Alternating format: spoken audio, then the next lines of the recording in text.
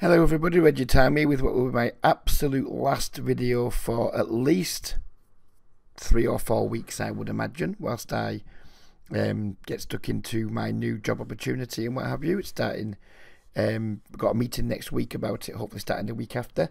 I just want to go over some things I've talked about previously on previous videos, just recap everything and just make a video that will hopefully really help players that are losing and struggling to beat micro-stakes games. Hopefully give you something to go on with until maybe we start making some videos again, or if you're new to the channel, just hopefully something that will give you an idea of how I believe the best way to approach micro-stakes poker is, mostly for recreational players. We're not talking about people who can like grind out tens of thousands of hands a week here. We're talking mostly recreational players who have maybe a couple of hours a day to play and don't want to just be like losing money on a weekly basis. So that's kind of what we're aiming at here, like serious recreational players are just flat out recreational players, and these are things that I've learned over time. These are things that I've picked up on from helping players conquer the problems, conquer the leaks, conquer the mental game issues, conquer the fears, all those types of things.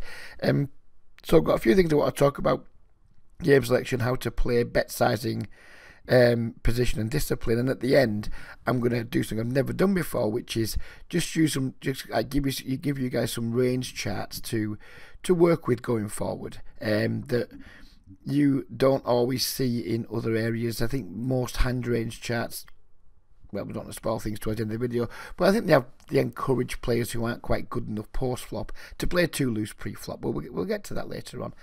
So first of all, we're going to whiz through these points because I've made them plenty of times. Game selection, the absolute most important thing in poker, in my opinion. If you're getting this wrong, then you're going to struggle no matter how good you get at poker. It's really, really important to make sure you're playing in games that are beatable for a decent win rate. And to be frank, Zoom, Fast Forward in particular, they're not beatable for a big win rate for the vast majority of players. I'm sure there'll be people watching this who are beating it for 10 blinds, 100, over 100,000 hands or whatever. And that's definitely possible. I'm not saying that's impossible, but for the vast majority of players, breaking even or losing is what happens in these games. Only the very, very elite or the guys on the heaters produce the super big win rates. That's just a mathematical fact. I've played hundreds of thousands of hands over these games. I feel that I'm definitely one of the better players when I do play, and my win rate overall over like a massive sample size now is around like 5 bigs 100, which I'm really proud of. I think it's really good. I think people could do better. I think there's better players than me that have better win rates in those games, but I think it's like, you know, a very good win rate. And there's lots of guys that come to me that have reasonable stats and things that just aren't beating it for those rates because either they're playing slightly too high, they're not quite good enough, they don't have the right discipline, they don't have the right mental game, they just have meltdowns which frequently occur in these sort of pools.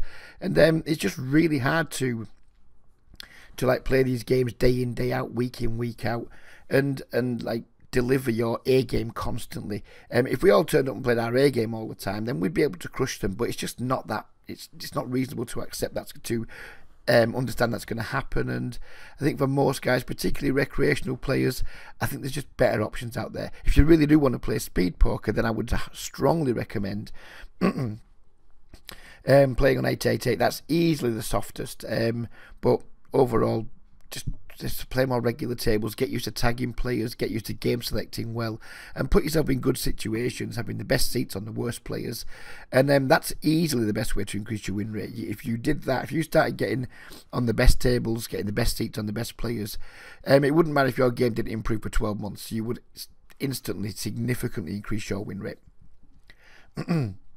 Excuse me. So secondly, play tight. You know, I know, like, everyone out there, you see all the streamers and this, that, and the other. There's hardly anybody out there advocating playing a tight style, and that's why there's not many like cash game streamers out there because nobody wants to watch people playing tight, playing poker. I've learned that the hard way. I've had tons of abuse down the years. I used to get criticised. Oh, I can't believe you folded that from the small blind. I can't believe you folded that from the button, and etc. etc. All these players that are happy to criticise that don't have a bankroll, they don't have any money because they're playing that style and they're not winning with it and they're not making it pay. And a lot of that is just due to the rake.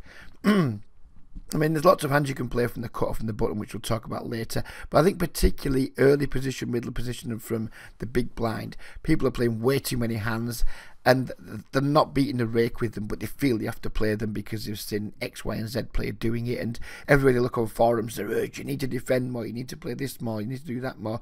And theoretically, it's true. If the games weren't raked, absolutely, play as loose as you fucking want. Who gives a toss? But the games are raked, and they're raked pretty fucking high. And what tends to happen is, if you're one of the loosest players in the pool, particularly from the blinds and from middle and early position, you end up like being out of position all the time, being best-handed by just a sea of like relatively weak type players that completely infest these games.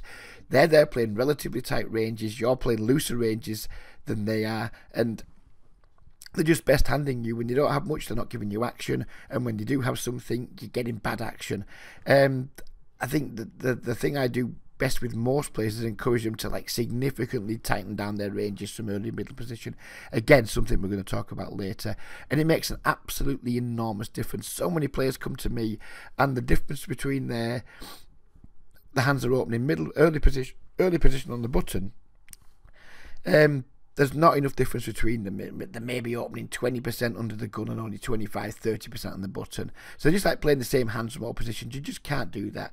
It's bonkers to me that in 2018 so many players still like don't understand just how important it is to understand that position is like, it's a killer for lots of people. I mean, if you're the sort of person that's opening 6-7 suited from early position and opening all pairs from early position, you're just going to find yourself getting completely destroyed by players that you are probably better than, who are position on you. Position is super important, and I think so many people just don't understand that.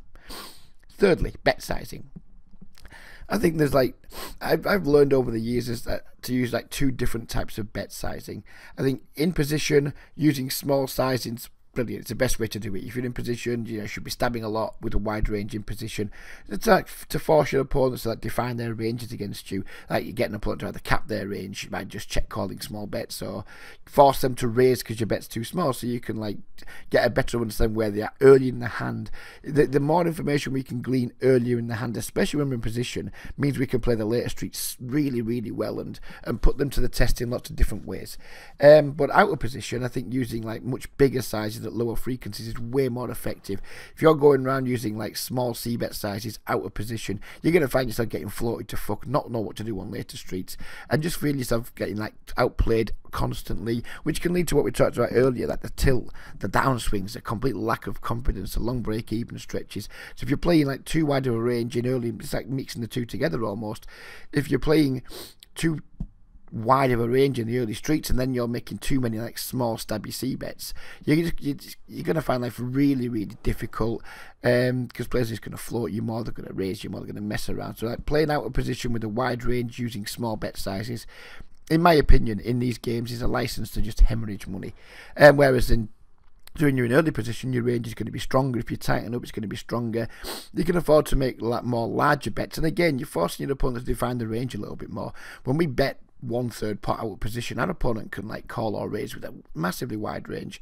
If we're using like 70% plus size c-bets out of position with wider ranges, it removes quite a lot of the tools our opponent can have to outplay, particularly the micro stakes when guys aren't that creative post flop.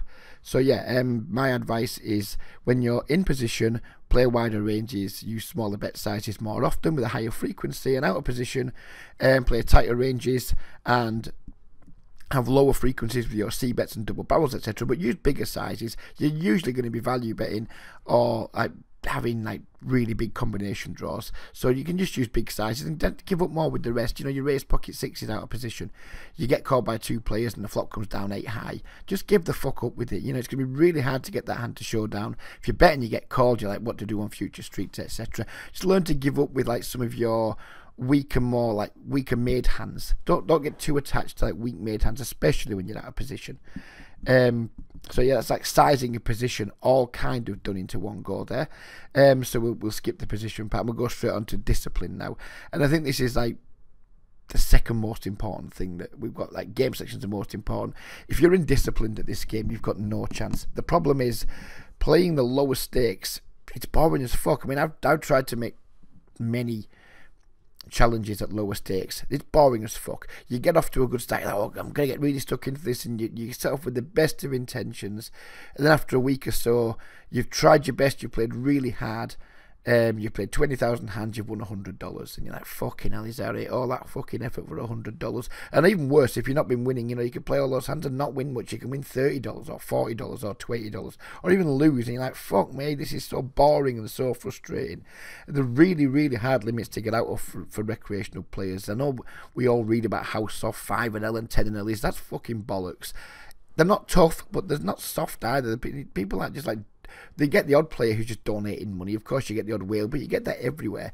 But by and large, the games are kind of propped by mostly weak, tight regulars who just aren't giving the money away. They're not super hard to beat. They're not super hard to play against, but they're not. You can't crush them either.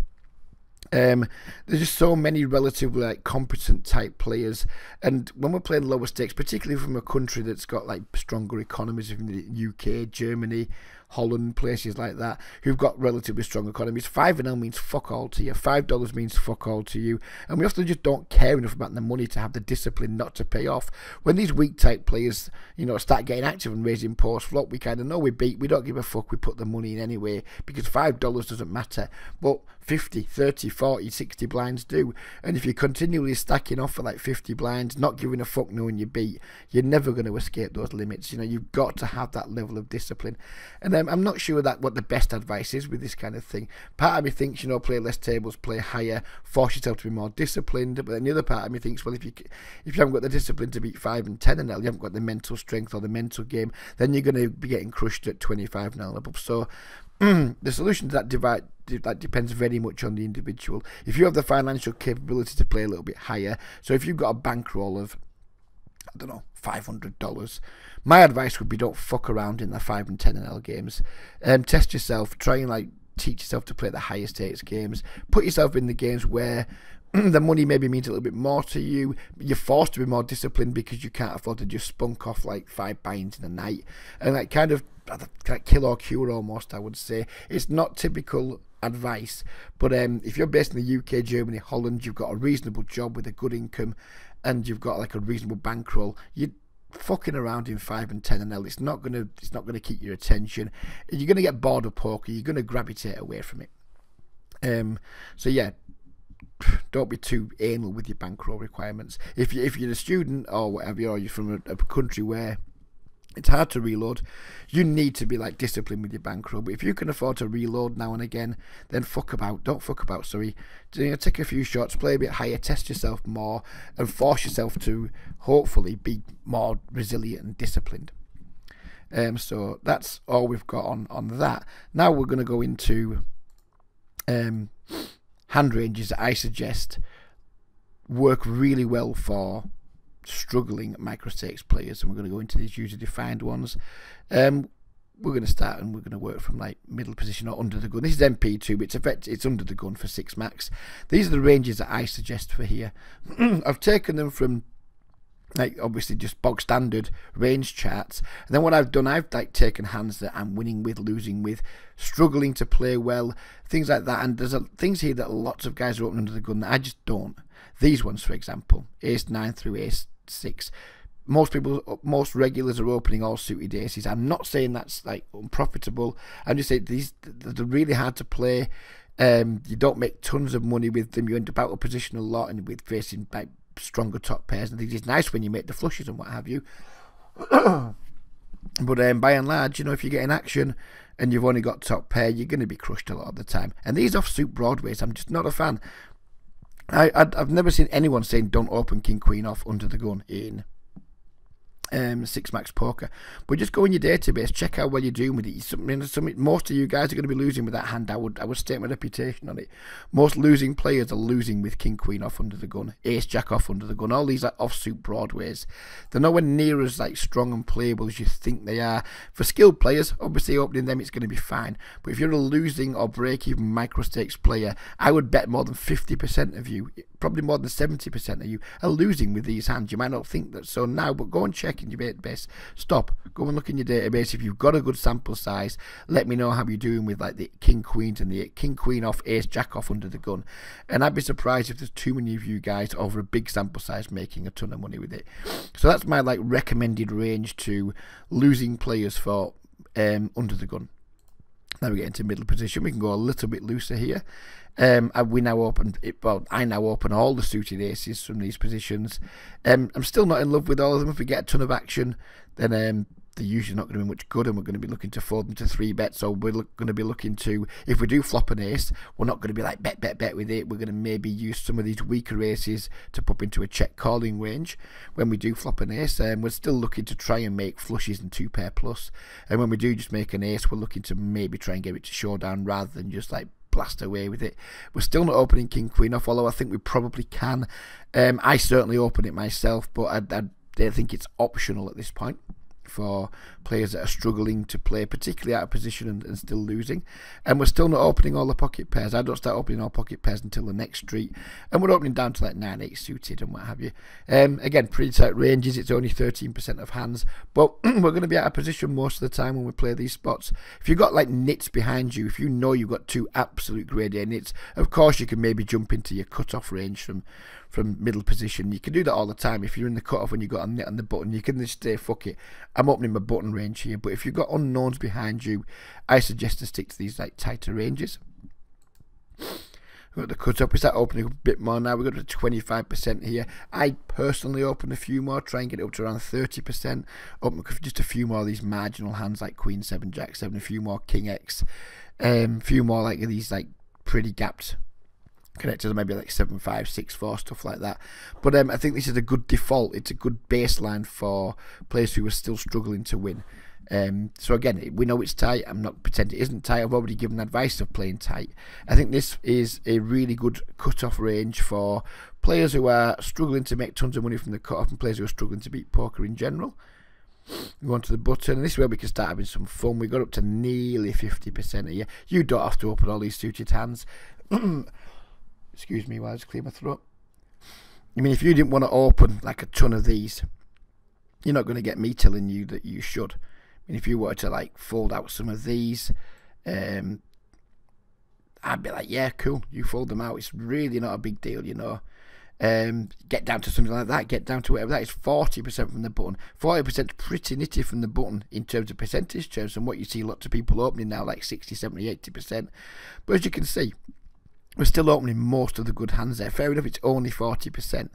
But these hands that make it up to 50, 60, 70, they're all junk. And if you have lots of people who are stealing, who are like folding the blinds a lot, go for it. Fucking open all these. Go absolutely crazy on them. You know, just open all your suited hands, have some fun, fucking open some of them if you want. Who gives a shit? But you need to make sure they're folding a lot, and that's not the scenario, especially if you're playing speed poker. People are pretty good at defending the blinds, so if you're using like a 2.5x or a min raise strategy and you're opening a lot of junk, yeah, you're going to make money with it, but you don't have to do it, I don't think. I don't think there's like a ton of profit in opening 8-3 suited from the button. Is it plus EV? Probably. Is it something you absolutely must be doing? Absolutely not.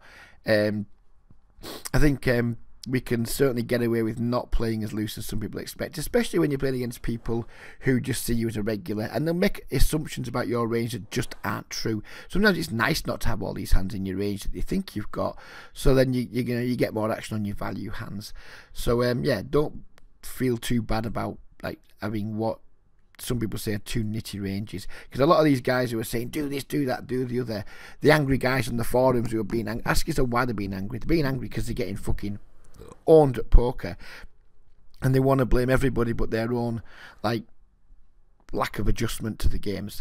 So yeah, I mean, there's no shame in playing tight, and we play to win, we play to enjoy ourselves. It's much more fun winning than losing. I'd rather play a tight winning game. I'd enjoy that a lot more, playing a tight winning game, than I would playing a lag losing game. I know that's certainly my experience anyway. And then we move on to the small blind, and I'm really quite tired from the small blind. You don't even have to open this many hands. I mean, we clearly need to open all our ace, but all our ace-x and stuff. But if you were to get rid of that, I'd be like, yeah, cool, get rid of that, no problem, get rid of that. Probably keep the 10-9 off, but fuck it, get rid of it if you want. If you were to get rid of like the Queen 7, maybe keep the Jack 7, because I like keeping things in that are like 40% of a straight flush in my raising ranges, but maybe get rid of the ones that don't make flushes and straights. So King 9 suited just makes a straight, doesn't it? So maybe you could drop down to having a 33% range, and a ton of people are going to be saying, whoa, you're not stealing enough there, etc, etc, etc. But again, people defend really wide blind versus blind. So if you've got like, if they're defending against you thinking you're like a typical regular who's opening 50, 60, 65%, and you're only opening 33%, you're going to find it a lot easier to get a lot of value. You're going to find yourself getting 3-bet a lot less, which is like one of the biggest frustrations in poker, in my opinion, is for recreational players, and for me personally, is just like the whole re-steal bullshit that goes on in these games a lot. Just a lot of like semi-competent amateurs, which I include myself in that, going around waving the dicks around, oh, I'm going to fucking 3-bet you, and then the 3-betting hands have no idea how to fucking play post-flop, and we're calling 3-bets to hands we've got no fucking idea how to play post-flop, and the whole thing just becomes a massive rake trap clusterfuck. My advice is just play a bit tighter, let other people get involved in the dick waving and the pissing contest, and you just play strong ranges and try and do your best to like get value when you can, get away from your hand when it's evident you beat, and pick some reasonable spots to bluff. So like these range charts, I expect to get some flack for them. I don't fucking care, because I'm not going to be on YouTube for a while now, and I've never cared about getting flack anyway. But I think the advice I've given in this video is probably one of the best videos I've made for recreational losing players, because it's everything's covered in it. And I mean, there's going to be people who are going to rail against it and say the advice you're giving there is way too tight, but I disagree completely. I think if you guys were to stick to the advice given in this video, and then just make sure you're super disciplined post-flop. Don't go paying off. It's one of the worst things you can do in these games. Is you're in the maybe middle to top bit of your range, but not the absolute top of your range, and you're getting raised. Just learn to fold more. Post-flop, unless you're, in my opinion, in that very, very close to the top of your range, you should just be folding to most raises. It's Beluga theorem used to be, if you get raised on the turn and you've only got one pair, usually fold it. I would extend Beluga theorem now to, if you get raised at any point post flop and you're not like very close to the top of your range, just fold them in the micro stakes, because people just are not fucking around. You're going to get bluffed from time to time, but you're going to save so much money by not paying off. You can afford to be bluffed, you know. Being bluffed from time to time is just a tax on the money that you're saving by not paying off as much. So yeah, that's my advice for all of this. I just wish you guys all the best of luck. I really enjoyed doing the YouTube stuff. I will be back. This isn't like a final farewell, but just for the next few weeks at least, my life's going in a slightly different direction. It might end up taking me down a long journey. It might be something that's just there for the short term, and then eventually I might come back to poker in a much stronger way again. I'm certainly no intention of quitting poker. Just at the moment, I'm more excited by the challenges that my career has given me than poker can give me. So best of luck to everybody. It's been an absolute pleasure making videos for you all. We will absolutely be back again soon with some more videos, but in the meantime, I hope you can take this video and it will help you in the war against, in your war against the game. And good luck everybody. Take care, and we'll see you all soon. Bye bye for now.